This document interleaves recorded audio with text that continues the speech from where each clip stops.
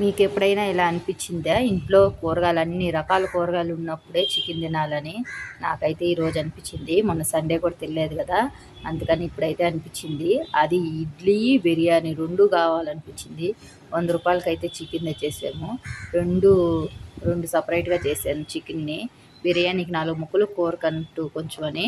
ఇప్పుడు మేము ఇడ్లీ అయితే పెట్టేశాను. ఒకే ఒక గ్లాస్ వేసి బిర్యానీ అయితే చేశాను.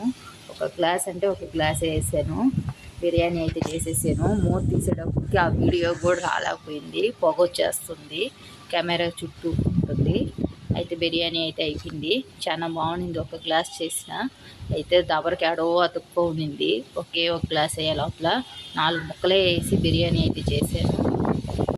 ఈ 100 రూపాయల చికెన్లోనే మళ్ళీ మా పాప కబాబ్ కూడా ఈ మమ్మీ అంటుంది. నీకోసం ఇడ్లీ బిర్యానీ చేసుకున్నావు కదా, నా కోసం కబాబ్ వేయి అంటుంది.